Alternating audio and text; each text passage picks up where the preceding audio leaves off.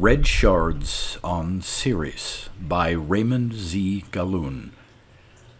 Originally published in the December 1937 issue of Thrilling Wonder Stories magazine. Republished in the spring 1950 issue of Fantastic Story Quarterly.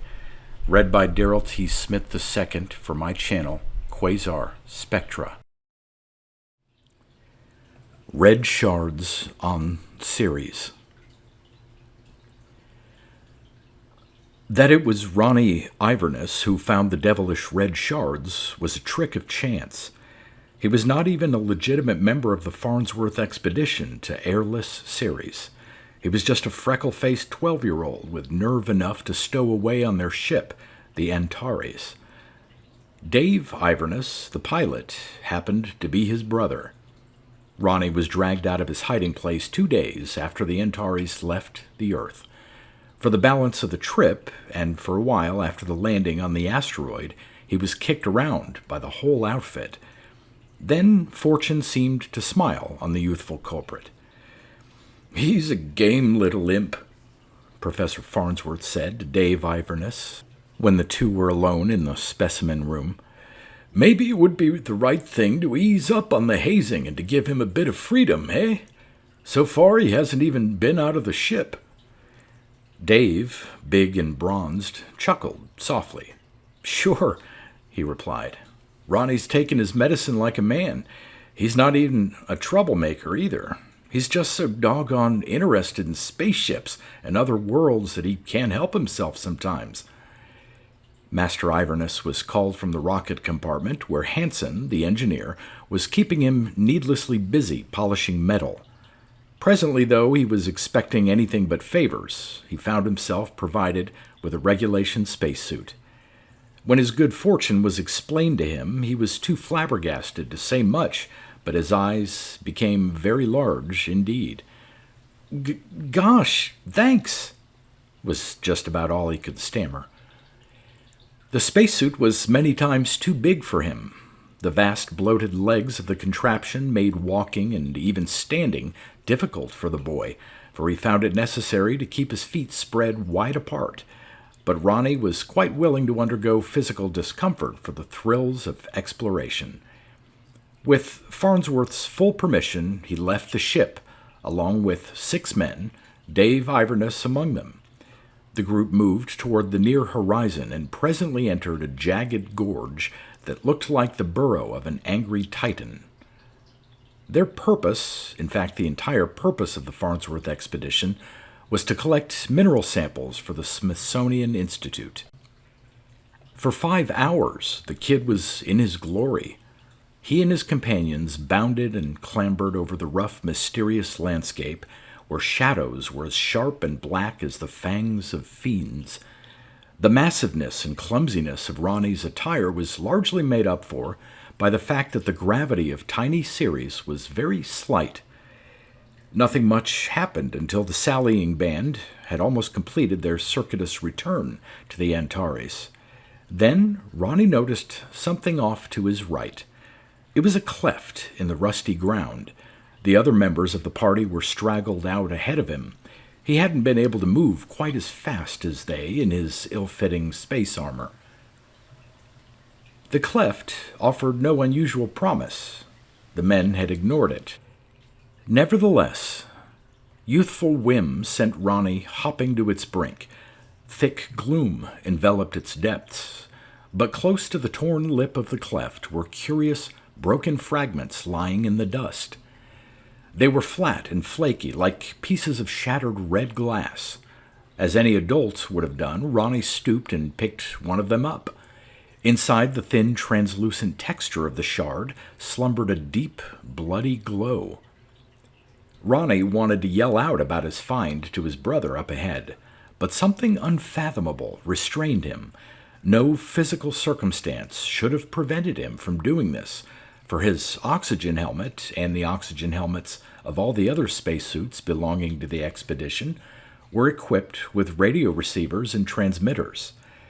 Nevertheless, for some eerie and unknown reason, Ronnie held his tongue. It was as though somewhere beyond and yet within himself, a hidden entity was considering the situation cautiously in an effort to determine the best way to cope with it, with the least chance of making a mistake. Master Ivernus did not quite realize this at once, however. His own feelings were strange. He stood for a long moment, the red shard clutched in his gloved hand, his brows, his lips, his freckled nose puckered in vague puzzlement. During that moment, a subtle web of intangible but very real power ensnared his faculties. Ancient CERES, barren, burnt out, seemingly lifeless, still harbored magic of which man had no inkling.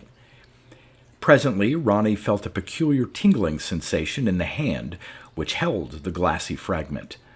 The sensation warned him that the piece of red mineral was probably not entirely safe to hold on to. But when he decided to drop the thing, he was surprised and frightened to discover that his fingers did not respond to his will. Just then he heard his brother's voice shouting in his earphones, "Hurry up, Ronnie! Where are you, anyway?" The kid really wanted to answer his brother this time. He was badly scared. He wanted to forget everything that had happened, go bounding over the ridge which now hid his companions and the spaceship from view. Words formed in his mind automatically, but there they stayed. They couldn't get past his tongue and vocal cords. It was the same with his sturdy legs. They refused to obey the commands of his brain. It was as though somebody else had suddenly taken possession of his entire body. And Ronnie, with a youngster's quick intuition, knew that the wicked red shard he clutched and couldn't let go of was somehow responsible. This knowledge did him no good, however.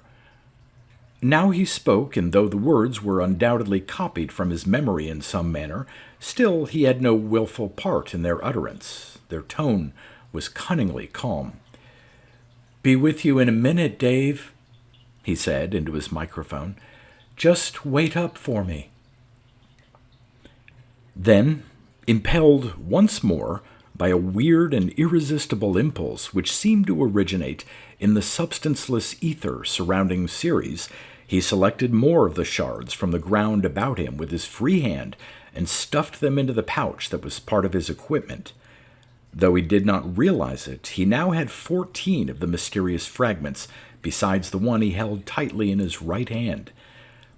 Perhaps this was just a coincidence. Then again, perhaps it was not, for there were 14 men in the Farnsworth expedition. He proceeded toward the ridge, his movements entirely beyond control. He crossed the ridge and descended into the little valley where the Antares rested. With a cunning not his own, he scanned the group of men beside the ship. The entire company, 14, was in sight. Those who had not gone afield were busy excavating a shallow pit in the hard crust of CERES, their purpose to obtain samples of the minerals beneath the surface. Ronnie's actions, now that he had an audience, were deceptively normal. "Hey!"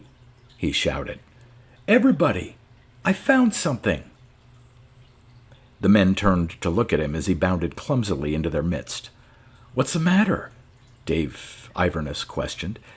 "I've got some red stuff like pieces of glass." Ronnie's voice piped. "I found 'em over the ridge. Look." He held up the fragment which his right hand clutched in a vice-like grip. Dave Ivernus scrutinized his kid brother closely. He saw that the youngster's face was pale behind the glass front of his oxygen helmet, but this might only be the natural result of excitement. "Let's have a look at the thing," Dave Ivernus invited, extending his hand. "No," Ronnie's guiding entity replied. "This one's mine, but I've got a lot of other pieces in my pouch. One for everybody. Wait!" It was a bad moment for Ronnie Ivernus. He alone had an idea of what was about to happen, but in spite of tremendous inner struggle, he could not give so much as a tiny squeak of warning. His will was impotent, imprisoned in a body not his own. As though he were watching the actions of another person, he saw himself remove the baleful shards from his pouch and pass them around, one to each of his companions, Dave and Professor Farnsworth among them. What followed was as strange as the dark wisdom that produced it. A subtle spell of unearthly wizardry conquered the men as easily as it had conquered the boy. By the time each individual knew that all was not well, it was too late. Fingers clutched the shards in grips that no human will could break. The channels between brain and muscle were seemingly severed, and something invisible and intangible assumed complete control. Nevertheless, the activity of each human brain went on unhampered. Thoughts of fear and dread and wonder were not checked. These men were scientists. This being so, each of them tried to construct a theory which might explain the weird miracle. All of them must have arrived at approximately the same conclusions. The shards were composed of a material which acted as receiver for some eerie neuronic control, perhaps propagated through space by a form of etheric impulse. These impulses, when received, acted upon nerve tissue, probably first contacting the nerves of the fingers that held the shards, traveling hence to the spinal cords and brains of each individual. The strength of the impulses was sufficient to dominate completely the normal neuronic messages by which a man guides the movements of his body. Clearly, what had happened was the work of an intelligent agent with a definite purpose. The red fragments must have been planted beside the cleft in the hope that they would trap unsuspecting space wanderers. Professor Farnsworth was the first human marionette to respond to the silent commands of the hidden unknown. While the others waited stiffly, he entered the Antares and proceeded to the radio room. There he sent out a call to Earth in code. Marvelous discovery on CERES. Organize large expedition and dispatch to CERES at once. Arnold Farnsworth. He learned then that not only his body, but his memory as well, was a slave to the unknown. The glassy red fragment he held was not merely a receiver of commands. It could be used to probe his mentality as well, else the message in English could never have been composed. He could guess, too, the sinister purpose of the radiogram. More human beings were wanted here on CERES. As slaves? As food? Only time would tell. Unable to resist the guiding compulsion that gripped him, he left the Antares and joined his company. Then the trek towards some cryptic destination began. In single file, the 15 members of the expedition marched back over the ridge. No one spoke. No one could speak. Minds still could function, but they were as impotent as if sealed in blocks of metal. The party reached the cleft Ronnie had discovered. They clambered down into its gloomy shadows. There was a rough-cut tunnel there, leading steeply down toward the bowels of CERES. They began their descent. In a matter of minutes, complete darkness enveloped them. Presently, this was relieved a little by light emitted by luminous lumps of radioactive ore in the walls of the passage. For weary hours, the descent continued. Slight though the gravity of the asteroid was, still the task of clambering down a passage, in many places almost vertical, made serious inroads on the energies of the adventurers. Professor Farnsworth felt the effect most, for he was old. Yet he could not stop to rest. The insidious power that had mastered him forced him on as no lash could ever have done. At last, a huge metal door was reached. Ponderously it opened to admit the men. They entered a narrow chamber which must have had the function of an airlock, for in its opposite wall there was a second door, similar to the first, which had now closed. The second portal swung inward. Brilliant light, like that of the sun, stabbed from behind it. Automatically, the members of the Farnsworth expedition entered the tremendous cavern beyond it. Far up toward its roof, an incandescent sphere shone brilliantly, giving abundant artificial light to this strange place. The floor of the cavern was covered with odd, luxuriant vegetation, planted in orderly plots. This was farmland, buried within the heart of dead Ceres. And now the men saw what manner of creatures inhabited this artificial world. From out of the shadows of spidery fruit came a group of furry, spheroidal monsters with thick legs and delicate tentacular arms. Their mouths were toothless orifices in their globular bodies. Their eyes, set close to their mouths, were cruel and keen. That intelligence looked out through those orbs could not be questioned. Each creature wore a harness decorated with fragments of the red substance which had been the undoing of the Earthmen. Odd, pistol-like weapons dangled in holsters fastened to those harnesses. The Syrians allowed the Earthmen to advance along the road which led across the cavern floor. They then fell in behind them like a military escort. Finally, the huge cave was crossed. A short tunnel was traversed. Now the humans found themselves in a second cavern, smaller than the first. The air throbbed with the smooth vibration of colossal gleaming engines. Molten metal hissed and cascaded from vast retorts. Syrians were everywhere, engaged in intricate work which only a high order of intelligence could have directed. Each of them wore a harness richly decorated with the mysterious red shards. They glanced briefly at the Earthmen. Their curiosity seemed small, but in their cold, lidless eyes there was a promise of death, or worse. Ronnie and Dave Iverness walked behind Professor Farnsworth, who was close to the head of the column. Like the rest of the group, they could not converse, could not even turn their eyes to look at each other. Their muscles could only obey the guiding force that held them prisoner, but their minds worked unhampered. Dave Iverness was still trying to devise some plan for escape, though he could see how hopeless their position was. Even if the spell which had enslaved them could be broken, there were still the Syrians. Ronnie was scared. What had happened was his fault. If he had not found the shards, all would have been well. But this feeling of responsibility must have sharpened his wits. The kid was made of that kind of stuff. Professor Farnsworth felt weak and faint after the exertion of the long descent. Specks of color flitted before his eyes, but the scientist in him persisted in trying to understand the inexplicable. He was still observing keenly everything that passed within his line of vision. The party traversed the cave of machines and entered a third cavern, smaller than the others, but still of gigantic size. It was thronged with hundreds of Syrians, facing its center in ranks arranged like the spokes of a wheel.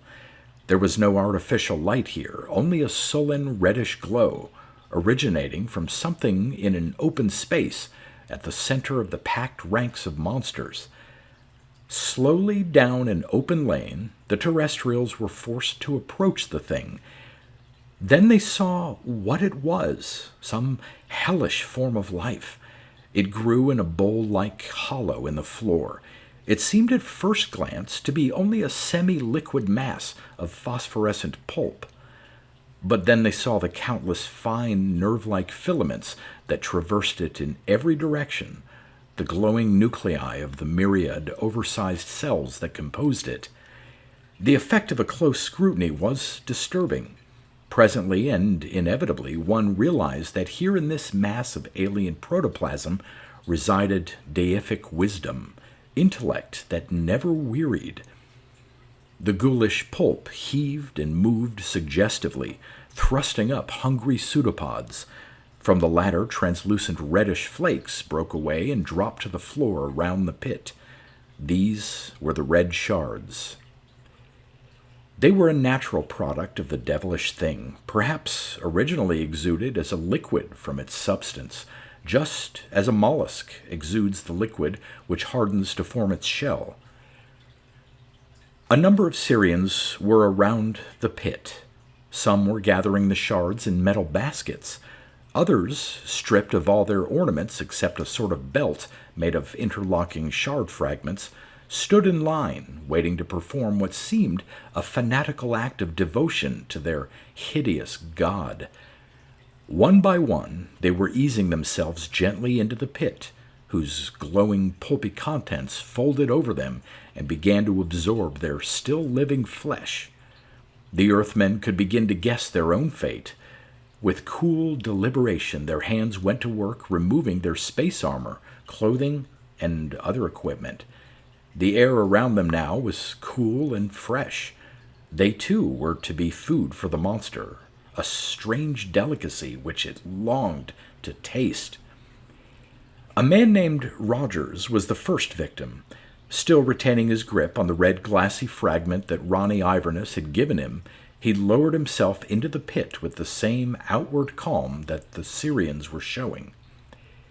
He moved very slowly, as if to avoid injuring the abhorrent mass of jelly that craved his flesh.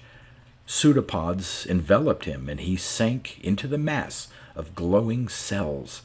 His body writhed a little, and then was still. Its substance began to dwindle. Hansen, the engineer, was next. Behind him, just ahead of Ronnie, was Professor Farnsworth. The sickening experience of watching the ends of two of his loyal henchmen had done almost as much to reduce the stamina of his old body as had the exertion of the descent into this realm of horror. He knew that he was going to swoon before his limbs could carry him into the slimy clutches of the monster.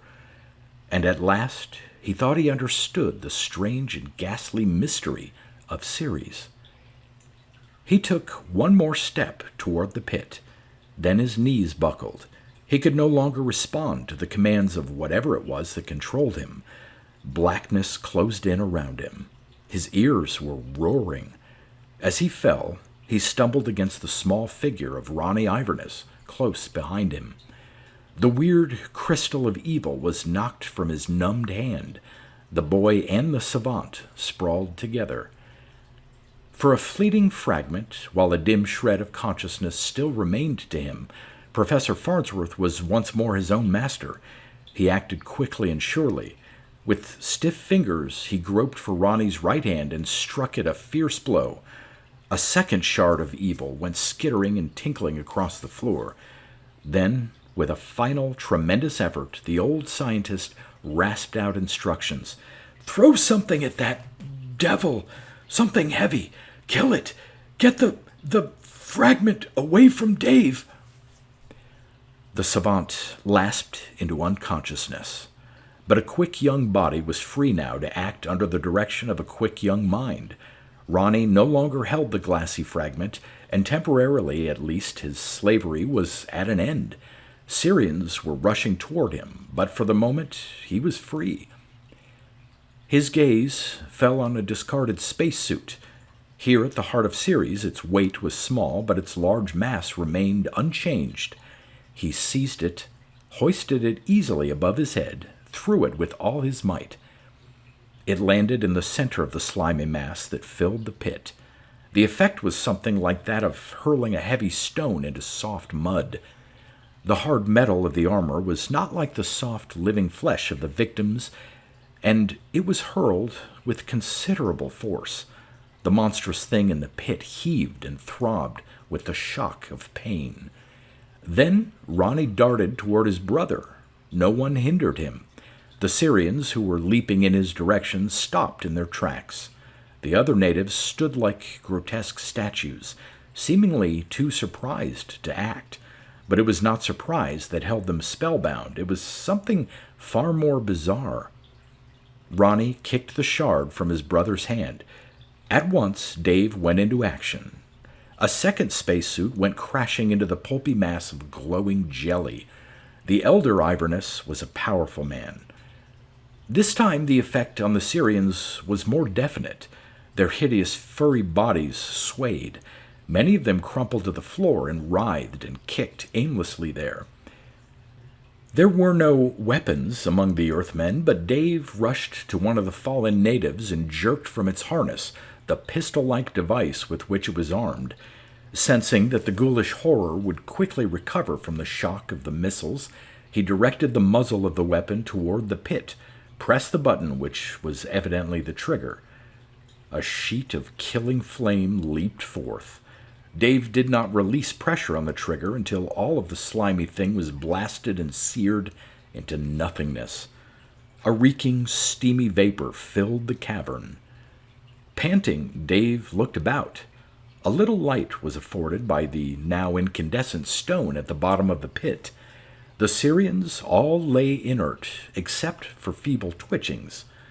The Earthmen regained control of their bodies, discarding the red shards. "That, somehow, seems to be that," Iverness commented with a puzzled grimace. "Good work, Ronnie." Several minutes later, under the ministrations of his henchmen, Professor Farnsworth regained his senses. He looked about and smiled in wan satisfaction. "I think none of our alien friends are in a position to cause us any more trouble," he said. "How so?" someone asked. "You all saw that each of them is wearing fragments of the red, glassy substance," the savant replied. "Even those about to sacrifice themselves retained a string of the pieces. This gave me a clue. Those fragments afforded a means of contact between the ruling entity of CERES and its subjects. They were the detectors for its commands, which were emanated from its substance in the form of etheric impulse or wave. Symbiosis, that was what it was, a state in which two diverse forms of life exist together, usually to each other's mutual benefit. The relationship of the ants and the aphids, or plant lice of Earth, is an example. The ants care for the aphids much as human beings care for and protect domestic animals. In return, the aphids exude a sweet juice which the ants like. Thus, both kinds of insect are benefited. The thing in the pit was not just a huge, senseless mass of jelly, of which the Syrians made a god. It was the brains of the whole system. The more man-like creatures were controlled by it just as it controlled us, through the agency of the red flakes which it produced. Without the Master's guidance, they're inert, as you see. They have not enough intellect of their own to remain on their feet. The ruling entity saw through their eyes and worked with their tentacles, inventing and building machines. Now that the entity is dead, they will starve, for they have not the sense to feed themselves.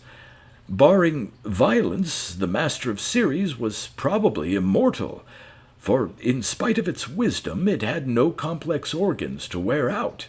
A few cells in its structure would die, but they could be replaced by the splitting of other cells. The entity was very old and probably had seen much in his time. It and the lesser Syrians must have evolved on another greater planet, where their symbolic relationship began, for CERES is too small to have produced a native life of its own. Its gravity is too slight to retain external atmosphere and water. Perhaps that greater planet was destroyed by an explosion. Perhaps thus the asteroids were formed. If this is true, the entity's science was already far advanced. He built this uncomfortable underworld. That, I think, is about as far as human guesswork can go." There was a moment of silence after the professor finished. Ronnie broke it. "The Syrians in the other caverns, they won't bother us either?" "I'm sure they won't, lad," Farnsworth replied. "2 spacesuits are gone," the boy persisted pessimistically. "Burned up in the monster's hole." "We won't need those suits," the scientist reminded him. "There are still enough to go around. Rogers and Hansen are dead, remember? We'll be able to blast and climb our way out of here, I think." "Well, then everything's okay?" Ronnie questioned, casting a scared glance about the shadowy cavern. "I mean, About what I did, finding that red stuff? Forget it, Ronnie, the savant said. If I had found the shards, I would have done just as you did. Someone would have found them eventually, I'm sure. We're making a fairly complete survey of the substances that compose CERES. The results would have been the same no matter who the discoverer happened to be. Dave Iverness patted his young brother's shoulder. You're a real spaceman, kid, he reassured him. And Ronnie Iverness's freckled face registered a grin of relief.